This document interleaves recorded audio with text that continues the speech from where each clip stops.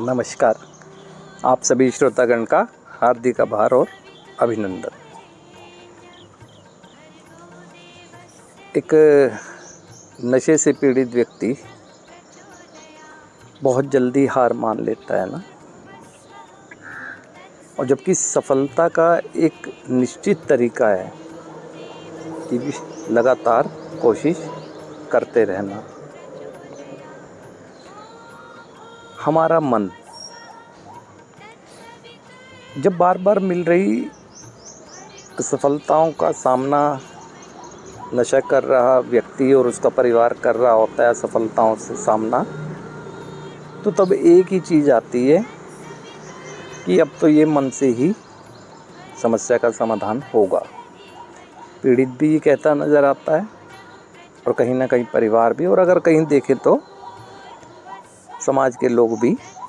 तो ये चीज़ दर्शाती है कि वास्तव में जागरूकता की कमी कितनी अधिक है।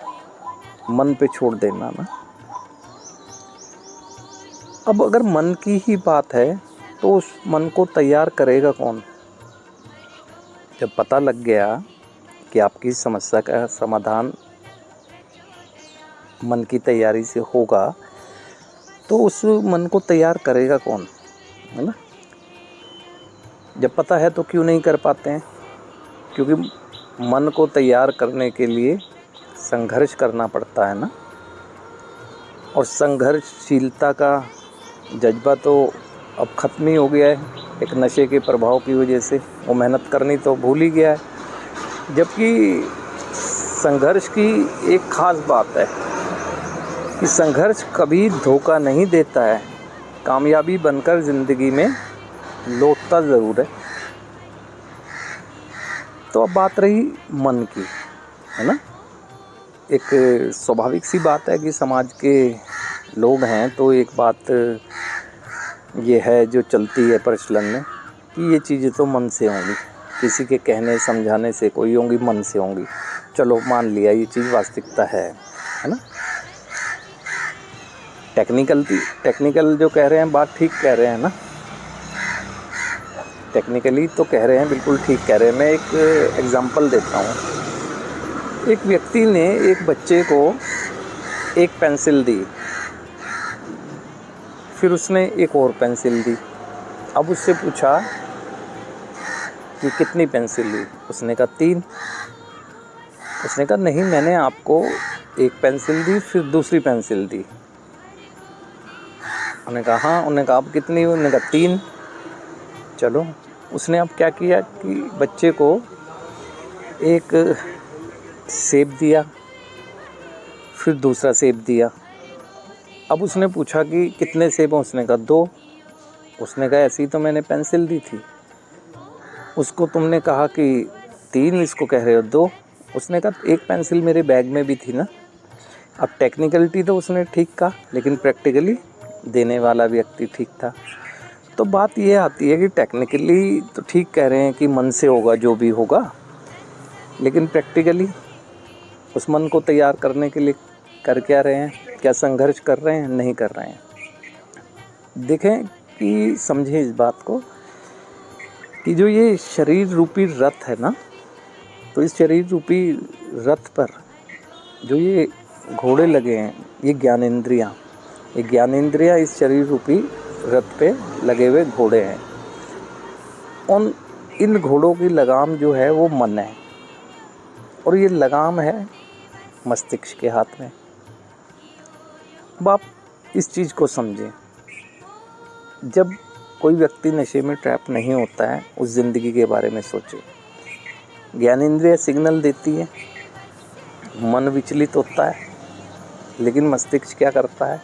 अच्छे बुरे का भेद करना जानता है, क्योंकि मस्तिष्क को सिखाया हुआ है हमने ना हर चीज़, तो मन कंट्रोल में आ जाता है। अब जब नकारात्मक सोच से हाईजैक हो चुका है किसी व्यक्ति का मस्तिष्क, और फिर वो नशे में भी ट्रैप हो गया। जब नशे में भी ट्रैप हो गया तब तो हाईजैक हो गया है ना। सोचने समझने की क्षमता ही क्षीण हो गई। आप खुद सोचें, यदि आपको कहीं जाना है ट्रिप पर, आपने कोई कैब की। अब कैब का ड्राइवर आपके पास आता है, देखते हैं कि आप स्मेल आ रही है, फुल नशे में है, तो क्या जाएंगे उसके साथ? मना कर देंगे। क्यों? क्योंकि आपको पता है कि ये ड्राइवर है जो इस वाहन का ये एक्सीडेंट कर देगा, संभावनाएं हैं। तो फिर हमारा ड्राइवर, ये शरीर रूपी रथ का सारथी तो मस्तिष्क है ना, तो जाहिर सी बात है ये नशे के नियंत्रण में होगा और नकारात्मक सोच के नियंत्रण में होगा, तो सिग्नल जो जाएंगे मन विचलित। और ये तो अब करना क्या चाहिए ना?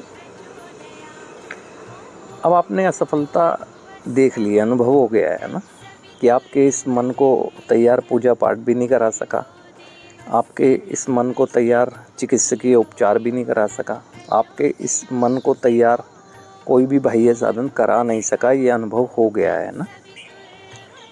और जिनको ये अनुभव नहीं हुआ है, यानी कि जो अभी नशे में ट्रैप व्यक्ति हैं, तो ये असफलता निश्चित आएगी बाह्य तरीक़ों से। अब उन्हें करना क्या चाहिए ना?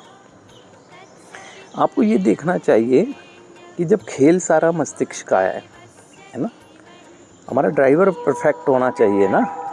लगाम तो जो कहें स्टीयरिंग तो उसके हाथ में है ना, लगाम तो उसके हाथ में है ना, ज्ञान इंद्रियाँ कुछ भी सिग्नल देती रहें। अब ये मस्तिष्क की धुलाई कराना ज़रूरी है ना। मस्तिष्क में ही तो वो सिग्नल गए, जब दूसरों को देखा कि आनंद की अनुभूति आती है केमिकल को यूज़ करके, जबकि आनंद तो जीवन में था, सिग्नल गलत गया, मन विचलित हुआ, मस्तिष्क की ट्रेनिंग वैसे होगी। तो अब करना क्या होगा? मन को तैयार करने के लिए मुझे अपनी मानसिकता को स्वच्छ करना होगा ना। अब मानसिकता की स्वच्छता कैसे होगी, है ना? ये क्या, या कहें तो मस्तिष्क की सफाई कैसे होगी, है ना? तो उसके लिए यही है, इसको कहते हैं कि अनुभवशील व्यक्तियों के जो विचारों की बौछार है ना, विचारों की बौछार इस मस्तिष्क की सफाई करेगी, है ना। अब ये मैं जो पहले भी कह चुका हूँ कि इसी उद्देश्य के लिए 12 कदमों की उपचार पद्धति बनी। कल 10 जून 1935 को जो इसको कहें तो इंट्रोड्यूस किया गया था, ये स्थापित किया था। कल 91वां जन्मदिन सेलिब्रेट किया गया, फाउंडेशन डे 91 साल हो गए, मतलब में लग गए हैं अपना। तो उस थेरेपी का कार्य ही ये है कि उस थेरेपी के माध्यम से किसी भी नशे से पीड़ित व्यक्ति के मानसिकता की स्वच्छता के लिए वो विचारों की जो बौछार की जाती है ना। देखो सिग्नल तो यहीं जाने हैं, माध्यम मन ने बनना है। अब मस्तिष्क क्या कहेगा? लगाम तो ढीली जब ही पड़ेगी ना, जब ये हमारे नियंत्रण में नहीं होगा, उस व्यक्ति के नियंत्रण में नहीं होगा, तभी तो लगाम ढीली होगी। तो कंट्रोल तो सारथी को करना है ना। हमें सारथी अगर हमारा बेहतर स्थिति में होगा तो कितने भी सिग्नल आ जाएं, मन विचलित कोई होगा, सिग्नल आएगा वो लगाम को खींच देगा, यानी एक्शन करने से रोक देगा। अभी 12 कदमों की उपचार पद्धति का कार्य यही है, रीट्यूनिंग करना माइंड की ना, रीट्यूनिंग। क्योंकि हमने जो सिखा दिया उसका परिणाम तो हमारे साथ है ना, उसका परिणाम है। अब रीट्यूनिंग जो सिखाया है उसका अनुभव हो गया, जो वास्तविकता आप लोग भी जानते हैं। अब कैसे निकला जाए, समस्या का समाधान कैसे किया जाए ना, इसमें संघर्ष करना होगा ना। संघर्ष है ना, कामयाबी बनकर लौटेगा, ये तय है। क्योंकि संघर्ष धोखा नहीं देता है, वो एक ना एक दिन कामयाबी बनकर जीवन में लौटता ज़रूर है। तो ये रीट्यूनिंग करनी होगी ना कि कैसे गया नशे के प्रभाव में, कैसे चला गया, उसके बाद इसके प्रभाव की वजह से कैसे इंसेन एक्टिविटी होगी। एक्सेप्टेंस आनी चाहिए ना, एक्सेप्टेंस। और अब मुझे अपने जीवन को आगे बढ़ाने के लिए क्या करना होगा ना। जाहिर सी बात है, हमारे पास या परिवार के पास अगर वो चीज़ें होती तो हम ज़रूरत ही ना पड़ती किसी चीज़ की, है ना। वो दशा बताते रहे हमेशा, जिसको वो समझाना समझते रहे। वो तो हमें भी पता था, एक पीड़ित को परिवार दशा ही तो बताता है। देख शरीर क्या हो गया, पढ़ाई में क्या हो गया, बिजनेस में क्या हो गया, ये तो वो खुद भी जानता है। तो ये समझाना कोई है, ये तो दशा बताना है। समझाना ये है कि ये क्यों हो गया, है ना, क्यों, गलतियाँ नहीं, गलतियों का स्वरूप समझाने की कोशिश की जाती है कि क्यों ऐसा कर रहे हो ना, और क्यों नहीं करना चाहिए ना। उसे जब पता लग जाता है कि अपनी मूल समस्या है क्या, तो वहीं अटैक करेगा ना वो। जब तक उसे ये पता ही नहीं है कि उसकी वास्तविक समस्या है क्या, तो वो लाख प्रयास करता रहे, जैसे पहले सफलता मिली अब भी मिलेगी। तो ये 12 कदमों की उपचार पद्धति कहें तो मस्तिष्क को, मन और मस्तिष्क को, है ना, क्योंकि केमिकल मन और मस्तिष्क की मनोदशा में ही तो परिवर्तन लाता है। और ये जो पूरी स्पिरिचुअल थेरेपी है ना, ये मन और मस्तिष्क को ही तैयार कराती है ना। ज्ञान इंद्रियाँ कितने भी सिग्नल देती रहे, एक्शन में कोई आ पाएंगी वो चीज़ें नहीं आती है ना। तो इसीलिए जो मन पर छोड़ देते हैं, मन पर ना छोड़ें, है ना। उस मन को मजबूत कैसे कि वो मतलब लगाम कैसे कसी जाए ना, तो मस्तिष्क को तैयार करना होगा। एक्शन तो यहीं से शुरू होते हैं। ये शरीर रूपी रथ की ड्राइविंग फोर्स तो यही है, और इसका सारथी तो दिमाग है ही। अब ये सारथी ही नशे में होगा तो जीवन में जैसे दुर्घटनाएं हो रही हैं, यानी कि दुर्घटनाओं से मतलब जीवन की अस्त व्यस्तताएँ वैसे ही होती रहेंगी। तो मन पे ना छोड़ें। अगर कह भी रहे हैं, टेक्निकली ठीक कह रहे हैं, है ना, जैसे वो टेक्निकली पेंसिल ठीक बता रहा था लेकिन प्रैक्टिकली वो ठीक था, तो यानी प्रैक्टिकली तो ये है ना कि इस तैयार कैसे करें इस मन को, है ना।